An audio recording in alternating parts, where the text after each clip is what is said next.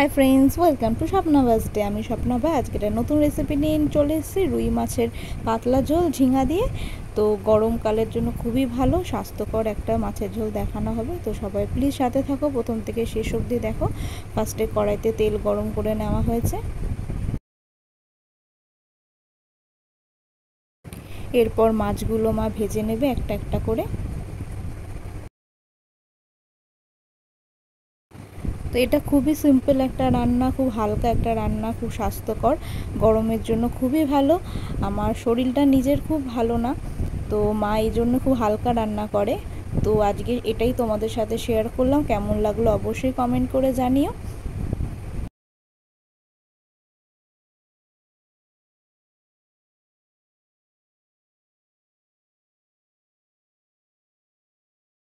মাছগুলো ভালো করে ভেজে নিতে হবে উল্টে পাল্টে। এটা গোটা একটা রুই মাছ ছিল, এটা বাড়িতেই মা কেটেছে, জ্যান্ত রুই, সেটা থেকেই পাতলা ঝোল করা হবে। তো বন্ধুরা এখনও আমার চ্যানেল যারা সাবস্ক্রাইব করেনি তারা প্লিজ সাবস্ক্রাইব করে নিও আর অবশ্যই কমেন্ট করে জানিও কেমন লাগছে।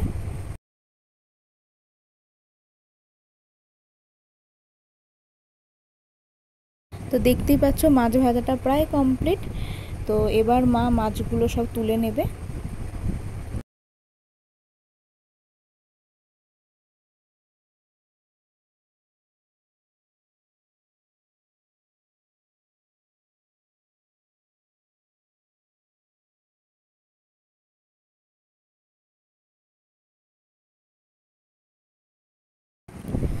ওই তেলের মধ্যেই রান্না হবে, একদম অল্প একটু তেলে রান্না হবে। এর মধ্যে কালো জিরা ফোড়ন দিয়ে দিতে হবে। কালো জিরা ফোড়ন দেওয়া হয়েছে, এরপর ঝিঙাগুলো ভেজে নিতে হবে।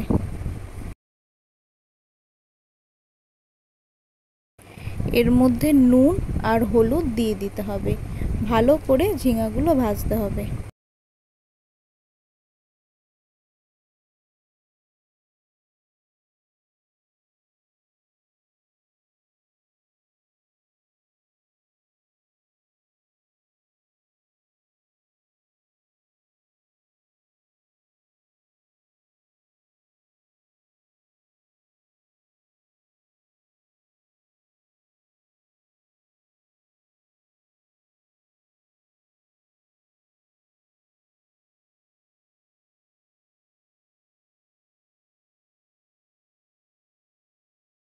ঝিঙাটা ভাজা হয়ে গেলে এর মধ্যে আদা বাটা, জিরা বাটা, কাঁচা লঙ্কা আর হলুদ দিয়ে ভালো করে কষিয়ে নিতে হবে। দেখতেই পাচ্ছ বন্ধুরা, এটা একদম অল্প তেলে অল্প মশলায় রান্না করা হচ্ছে। খুবই স্বাস্থ্যকর একটা রেসিপি। কেমন লাগলো তোমরা অবশ্যই কমেন্ট করে জানিও। আর এই গরমের জন্য তোমরাও বাড়িতে এটা রান্না করে খেতে পারবে।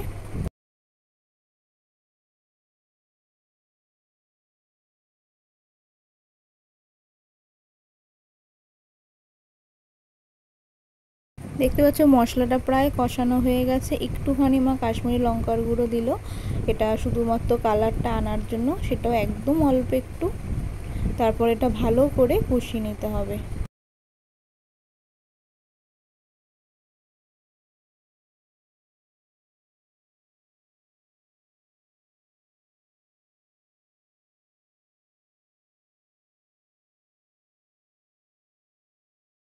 তো কষানো হয়ে গেলে এর মধ্যে জল দিয়ে দিতে হবে। তোমরা যতটা ঝোল করবে সেই অনুযায়ী তোমরা জল দিও।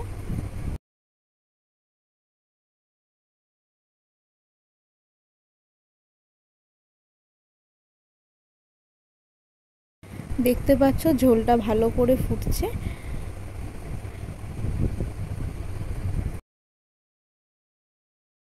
ঝোলটা ভালো করে ফুটিয়ে নিতে হবে, তাহলে ঝিঙাগুলো সেদ্ধ হয়ে যাবে।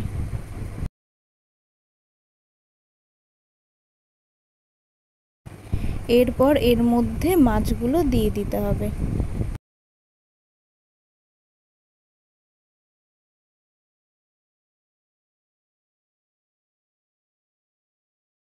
তো আমার ঝিঙা দিয়ে রুই মাছের ঝোল একদম রেডি। কেমন লাগলো অবশ্যই কমেন্ট করে জানিও আর অবশ্যই বাড়িতে একবার ট্রাই করো। Thanks for watching, please subscribe my channel আর অবশ্যই কমেন্ট করে জানিও, শেয়ার করো, লাইক করো।